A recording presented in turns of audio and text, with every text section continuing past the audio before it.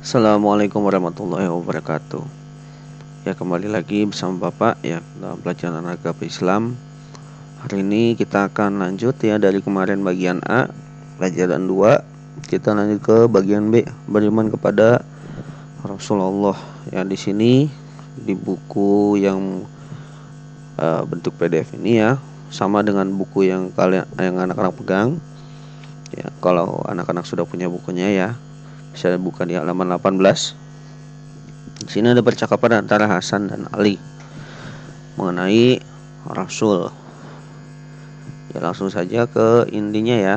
Jadi di sini dikatakan oleh Ali ya, di antara manusia ada yang Allah jadikan sebagai utusannya di bumi. Itulah Rasul, pembawa ajaran Allah untuk disampaikan kepada manusia yang disebut wahyu. Manusia percaya dan beriman kepada Rasul-Rasulnya. Mereka Rasul-Rasul itu terjaga dari kesalahan, seperti Nabi Muhammad SAW yang diberi gelar Al-Amin, artinya terpercaya. Oleh karena itu manusia diwajibkan beriman kepada Rasul ya, Rasulullah Subhanahu wa taala.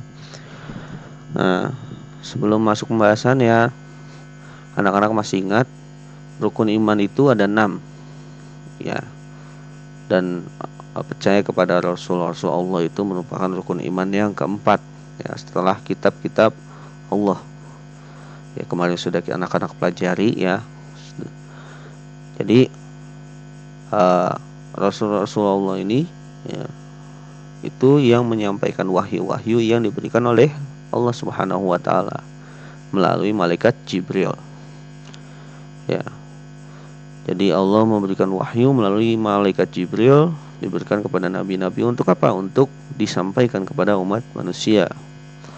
Jadi umat manusia ini bisa ya sampai sekarang ya, sampai akhirnya kita memiliki Al-Quran, kemudian kita mempunyai amalan-amalan ya, itu semua menurut ajaran dari Allah Subhanahu wa taala. Jadi ilmu itu semua dari Allah ya, hanya saja penyampaiannya berbeda. Kalau zaman Nabi dulu melalui malaikat Jibril ya, kalau sekarang itu biasanya berupa teguran-teguran. Contohnya adalah ketika seorang raja Mesir ya, Firaun ya, tegurannya apa? Berupa tenggelamkan ke dalam lautan ya. Pelajarannya bukan untuk Firaunnya, tapi untuk orang-orang yang melihat kejadian itu atau mempelajari kejadian itu, bahwa kuasa Allah ada, seperti itu ya. Nah, kitab-kitab yang kita tahu, yang kita pelajari itu ada 4 ya, seperti yang kemarin sudah dibahas, yaitu pertama kitab Zabur ya, yang dipegang oleh Nabi Daud, kemudian kitab Taurat yang dipegang oleh Nabi Musa, kemudian kitab Injil yang dipegang oleh Nabi Isa, dan terakhir Al-Quran yang dipegang oleh Nabi Muhammad SAW.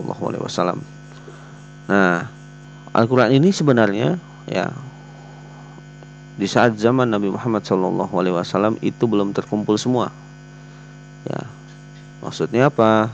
Maksudnya masih tercerai-berai, jadi masih pisah-pisah. Kemudian setelah Nabi Muhammad wafat, baru dikumpulkan oleh sahabat-sahabat Nabi, sehingga jadilah yang kita kenal dengan Al-Quran. Tapi wahyu-wahyunya itu sudah diturunkan kepada Nabi Muhammad. Nabi Muhammad tulis ya, kalau zaman dulu itu di kulit ya, atau di batu ya, itu wahyunya. Kemudian disampaikan kepada umat muslim, umat Islam di zaman itu. Jadi Al-Quran tidak jadi satu ya, seperti yang kita tahu sekarang itu pada zaman Nabi, tapi setelahnya ya, setelah Nabi Muhammad SAW wafat. Tapi ilmunya tetap diajarkan oleh Nabi Muhammad SAW dari awal sampai akhir Al-Quran, itu sudah diajarkan.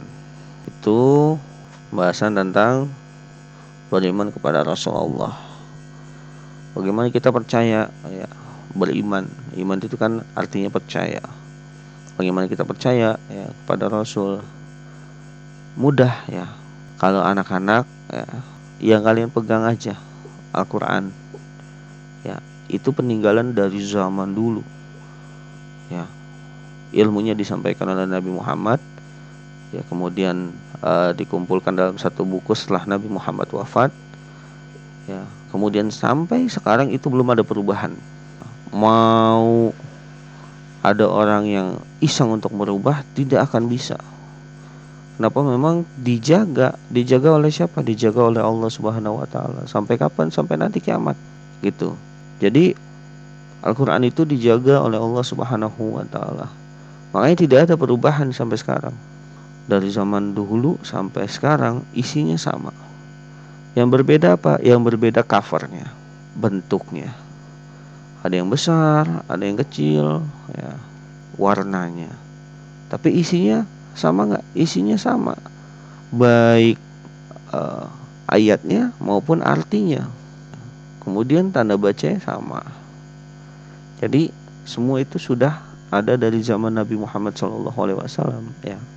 Makanya disebut Al-Quran itu salah satu mukjizat ya dari Nabi Muhammad SAW, ya. Jadi bagaimana kita percaya? Ya, anak-anak pelajari Al-Quran. Kalau anak-anak belum bisa baca Al-Quran, baca Iqra. Ya, Iqra itu adalah buku, ya, mempermudah anak-anak membaca Al-Quran nantinya. Pelajari sampai anak-anak bisa. Kemudian nanti ketika sudah pelajari, ya, anak-anak pindah ke Al-Quran, kemudian anak-anak baca, ya, pahami artinya. Minimal bisa baca anak-anak. Jadi kalau kita mau dekat dengan Allah, kita mau dekat dengan yang maha kuasa, ya, yang mencipta, ya, selain dari ibadah, yaitu apa? Membaca Al-Quran, ya, memahami isi dari Al-Quran. Dengan begitu, ya, kita akan lebih percaya bahwa Rasul Allah itu memang ada zaman dahulu. Terima kasih sudah mendengarkan, ya. Bapak akhiri, wassalamualaikum warahmatullahi wabarakatuh.